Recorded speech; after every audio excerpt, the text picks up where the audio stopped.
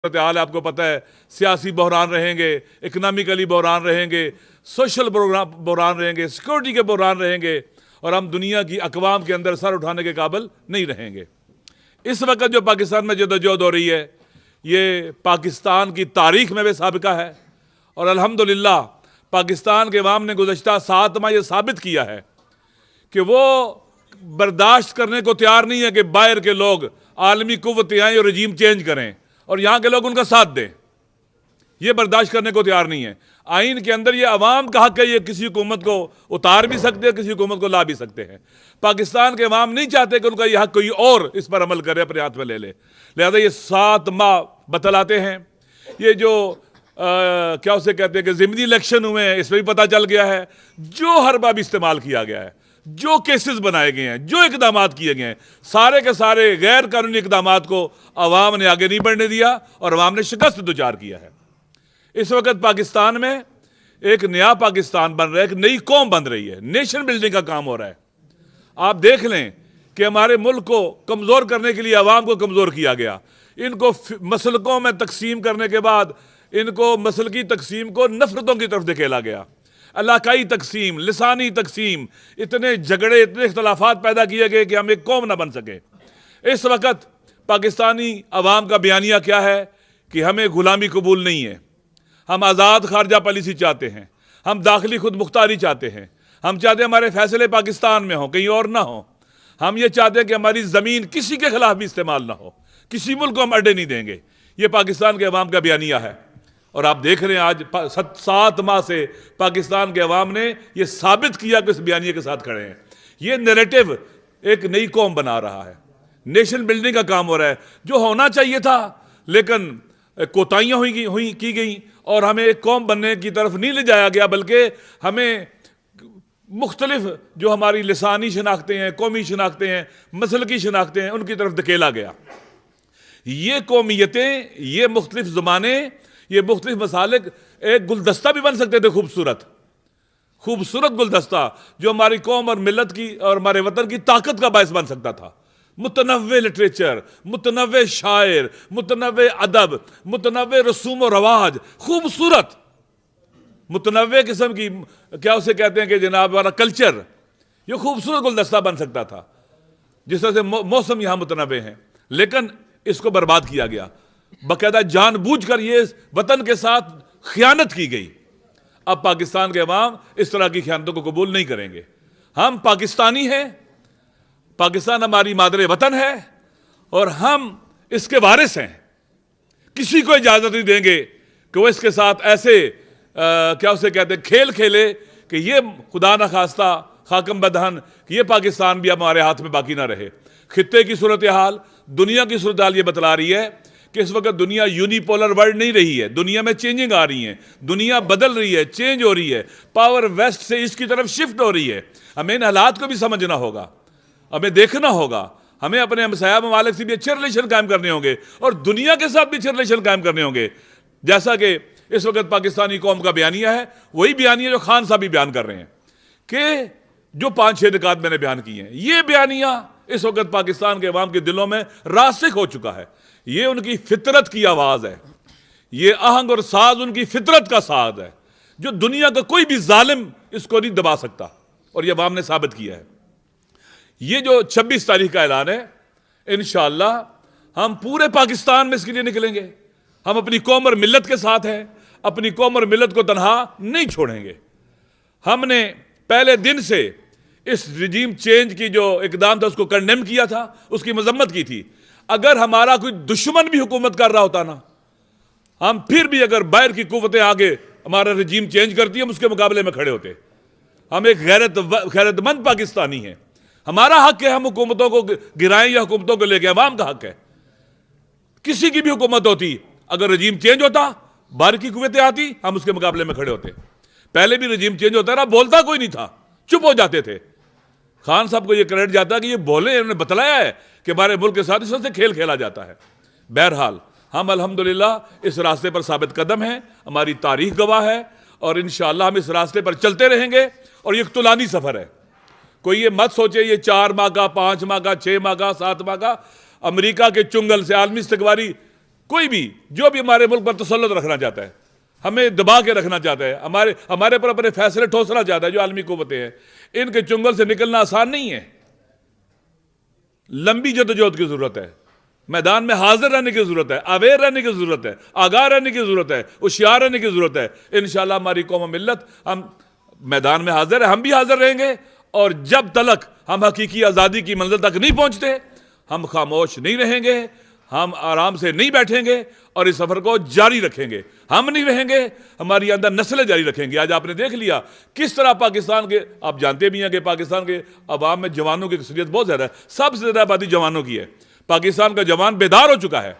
मैं पाकिस्तान के जवानों से कहूंगा, हमारा सलाम उन माओ बहनों पर, उन बेटियों पर जो घरों से बाहर निकल रही हैं इस हदफ और मकसद को हासिल करने के लिए। लिहाजा मेरी पाकिस्तान के जवानों से भी, पूरे पाकिस्तान में माओ बहनों और बेटियों से भी, बड़ों और बूढ़ों से भी, हर वो शख्स जो सुन सकता है और देख सकता है, उससे मेरी अपील है कि इस रास्ते में थकना नहीं है, मायूस नहीं होना है। बहुत कोशिशें की जाती हैं मायूस करने की, बहुत कोशिशें की जाती हैं चीज़ों को जो हकीकत है उसको छुपा कर नई चीज़ें लाने की, प्रेशराइज करने की बहुत कोशिशें की जाती हैं। इन जो क्या कहते हैं कि लूमड़ी वाले हरबे जो है, मक्काराना जो हरबे हैं, इनसे मायूस नहीं होना है, आगाह रहना है जैसे आप आगाह रहे हैं। और जब तक हम हकीकी आज़ादी की मंजिल तक नहीं पहुंच जाते, हम चैन से नहीं बैठेंगे। आखिरी बात वो ये कि जिस वक्त पाकिस्तान के अंदर एक चेंज आई है मिलिट्री कमांड के अंदर, इसको वेलकम करते हैं। हमारी तवक्को ये है कि वाकईन हर कोई अपनी डोमेन में रहकर काम करे। इससे पहले जितनी भी खराबियां हुई इसी वजह से हुई हैं कि अपनी डोमेन में नहीं रहा जाता और वो काम किए जाते हैं जो नहीं करने चाहिए, और जो करने चाहिए वो किए जाते हैं। देखें, पाकिस्तान के अंदर जंग आई है, बॉर्डर से जंग हमारे अंदर आ गई है। बिलाखिर कोई तो मुकस्सर है, कोई तो जवाबदेह है। क्यों जंग हमारे अंदर आई, हमारे मुल्क के अंदर? हमने अपने मुल्क के अंदर 70,000 से ज्यादा शहीद दिए हैं, अपने मुल्क के अंदर हमने खून दिया है। अब ये सिलसिले बंद होने चाहिए। इस मुल्क को ओवरहाल करने की जरूरत है, बेहतर करने की जरूरत है। ये हमारी मादरे वतन है, जो अपनी मादरे वतन का नहीं है वो किसी का भी नहीं है। इसलिए हमारी जिम्मेदारी है हम इस पर आवाज उठाएं। इन हुकूक के हवाले से, लाकानूनियत के हवाले से, अगर कोई लोग गलत काम करते हैं उनको मिसिंग करने की जरूरत नहीं है, उन्हें ले जाए कोर्ट के अंदर। लाकानूनियत के खिलाफ स्टैंड लेंगे, आइन शिकनी के खिलाफ स्टैंड लेंगे। आइन के अंदर हर एक की डोमेन मौजूद है, तमाम इदारों की डोमेन मौजूद है। हर कोई अपनी डोमेन में रहे, अपनी जिम्मेदारी अंजाम दे। जो हलफ उठाया जाता है उसकी पासदारी करें इंशाअल्लाह। उम्मीद है कि हमारा ये जो पीटीआई के साथ एक रिश्ता है, उसूलों का रिश्ता है, इन उसूलों पर हम जान दे सकते हैं। ये किसी मादी तवक्को की खातर, किसी लालच की खातर नहीं है। जैसे मैंने पहले कहा, हमारे दुश्मन की भी हुकूमत होती, अगर इस तरह से गिराई जाती, आलमी कुव्वतें इन्वाल्व होकर गिराती, तो हम उसके मुकाबले में खड़े होते और हम उसको कंडेम करते जो ये काम कर रहा है, और हम इसको कभी बर्दाश्त ना करते। ये उसूलों का ताल्लुक है, उसूलों की बुनियाद पर जदोजहद का ताल्लुक है, और इंशाअल्लाह हम इस पर साबित कदम लेंगे।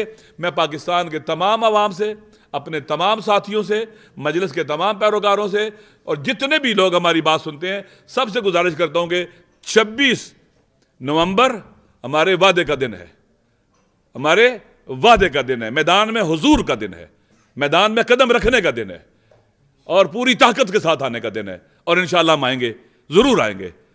अस्सलाम वालेकुम रहमतुल्लाहि व बरकातुहू। बिस्मिल्लाह। बहुत बहुत शुक्रिया जी।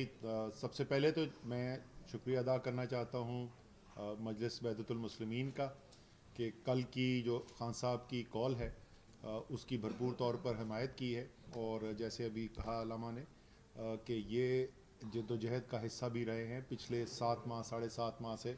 जो एक कौमी एक जद्दोजहद है, वो किसी एक सियासी पार्टी की जद्दोजहद नहीं है। जिस तरीके से कल की कॉल भी जो है वो कोई इलेक्शन का जलसा नहीं है। कल हम लोगों को इसलिए नहीं बुला रहे कि हम उनसे कहेंगे कि इमरान खान को वोट डालो, और ना इस तहरीक का मुतालबा ये है कि तहरीक इंसाफ को हुकूमत दे दें या इमरान खान को वज़ीर आज़म बना दें।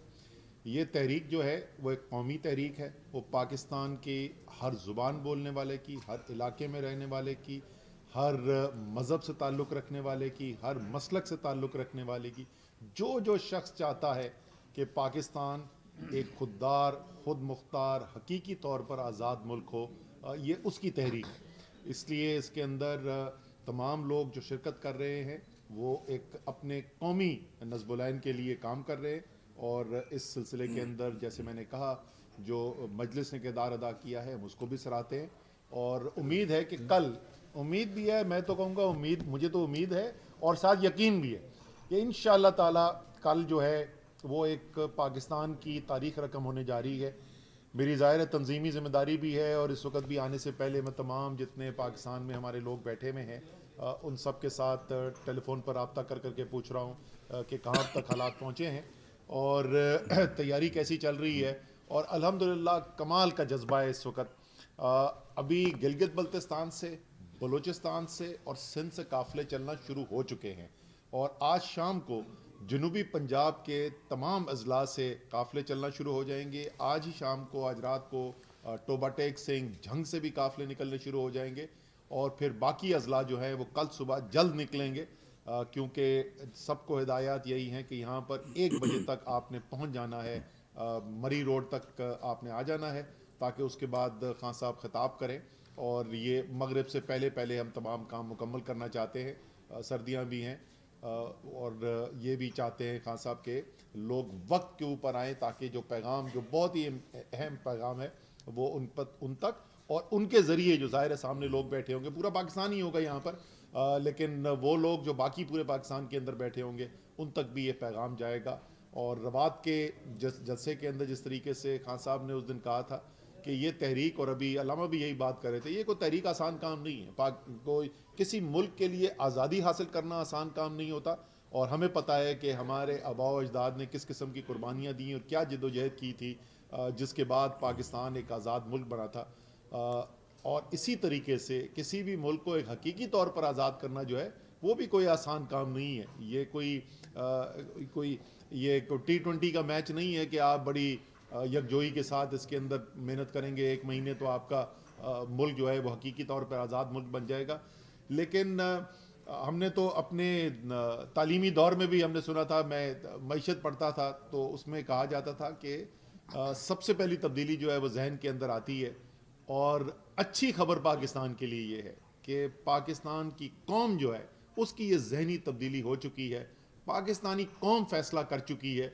अब देखना है कि बाकी पाकिस्तान, और इसके ऊपर मैं कल अपनी तकरीर के अंदर भी तफसील से ज़रा इसके ऊपर बात करूँगा क्योंकि ये वाकई में एक तारीखी मोड़ आ गया है। उस मोड़ के ऊपर जब खड़े हुए हैं तो पाकिस्तानी कौम के जहन के अंदर कोई इबाहम नहीं है। पाकिस्तानी कौम बिल्कुल वाज़े है, वो इस वक्त फैसला कर चुके हैं कि अगर पाकिस्तान के अंदर आइंदा पाकिस्तान के मुस्तकबिल के फैसले होने हैं तो वो फैसले जो है वो सिर्फ और सिर्फ पाकिस्तान के अवाम का हक या उनके चुने हुए नुमाइंदों का हक है। ये फैसले ना मुल्क से बाहर कहीं किए जाएंगे, ना पाकिस्तान के अंदर बंद कमरों के अंदर ताकतवर तबके बैठकर डीलें करके ये फैसले करेंगे। तो इंशाअल्लाह ताला कल एक तारीखी दिन होने वाला है। तमाम लोग जो ये सुन रहे हैं, पैगाम सुन रहे हैं, उनसे मैं कहूँगा कि आप अगर कल यहाँ पर आएंगे, कल पिंडी पहुँचेंगे, मरी रोड आएंगे तो आप अपनी एक तारीख का हिस्सा बनने के लिए जा रहे हैं और तमाम इंतज़ामात आपके लिए मुकम्मल कर दिए गए हैं। इंशाअल्लाह ताला कल आपसे मुलाकात होगी।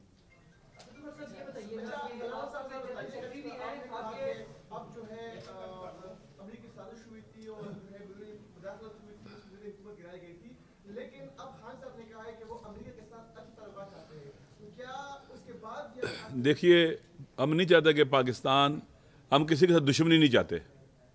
एक ही मुल्क है जिसके साथ सफारती ताल्लुकात नहीं है पाकिस्तान के और नहीं होने चाहिए, वो इसराइल है। बाकी हम चाहते हैं कि हर कोई अपनी जगह पर रहे, हम पर अपने फैसले न ठोंसे।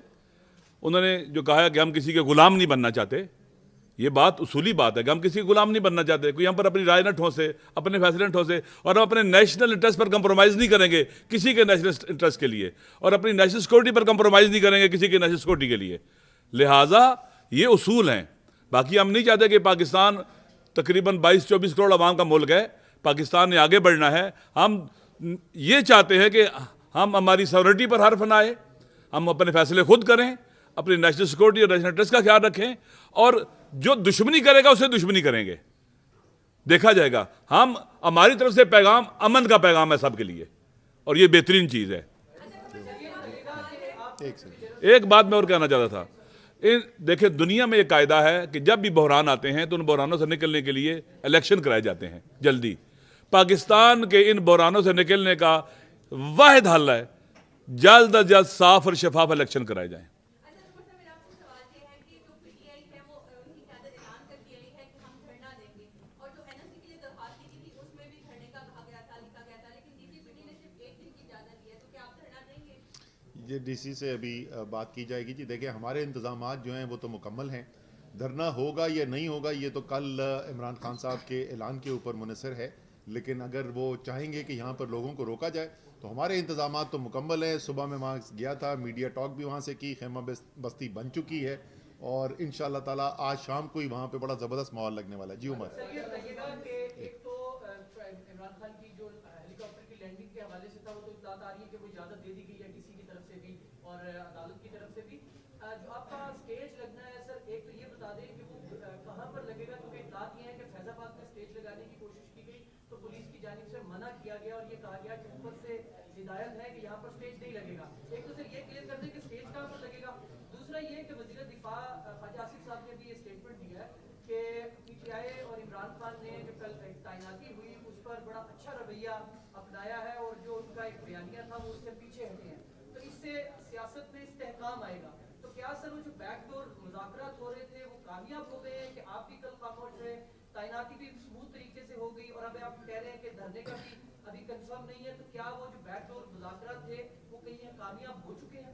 यार बैकडोर मुज़ाकरात कामयाब हुए या नहीं हुए, लेकिन क़यामत की निशानी हमें ज़रूर देखने को मिल रही है। अगर ख्वाजा आसिफ कह रहे हैं कि तहरीक इंसाफ ने कोई अच्छा काम किया, इसमें कोई भी किसी मुज़ाकरात के अंदर आर्मी चीफ कौन होगा उसका जिक्र भी नहीं था, कभी भी नहीं। ये हमारा इशू ही नहीं था। वो लोगों ने हमसे पूछा कि अच्छा जी वो तो आर्मी चीफ लग गया है, अब आपने भी मान लिया है, तो अब ये 26 तारीख को क्यों करें? हम यहाँ के कोई आर्मी चीफ लगवाने के लिए आ रहे थे? को हमने अपना कोई कैंडिडेट खड़ा किया हुआ था कि इसको आर्मी चीफ बनाओगे वरना तो हम आ रहे हैं इस हमारा मकसद जो है, हमारा जो ऑब्जेक्टिव है वो है फ्रेश इलेक्शन, साफ शफाफ जल्द इलेक्शन, पाकिस्तान को बहरान से निकालने का इसके अलावा रास्ता ही कोई नहीं है। और जो भी सदर साहब ने कोशिश की है सालसी करने की, वो सारी इसी एक नुक्ते के ऊपर मुनसर थी, उसका कोई आर्मी चीफ के लगने से कोई ताल्लुक नहीं। जी टिक्का खान, आप एक कदम बढ़ाएंगे तो दूसरी जमातें भी आपकी तरफ एक कदम बढ़ाएंगी। किसने पहल करनी है अब दोबारा जो मुज़ाकराती अमल रुका हुआ था?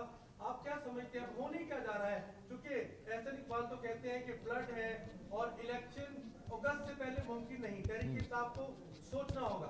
ये वैसे ये बात तो उन्होंने बिल्कुल दुरुस्त उन्होंने कही है, वाकई में सैलाब आया हुआ है, लेकिन ये सैलाब पानी का नहीं है टिक्का खान, ये अवाम का सैलाब है जो उनको नजर आ रहा है, जिसके खौफ से वो इलेक्शन से भाग रहे हैं। ये सारे जमहूरियत के दावेदार जो हैं ये इलेक्शनों से भाग इसलिए रहे हैं, ठीक है ना। और इलेक्शन देखें, मैं आपको बता दूं मुज़ाकरात को कौन पहल करता है? मुसलमान असूल है जमहूरियत का, हुकूमत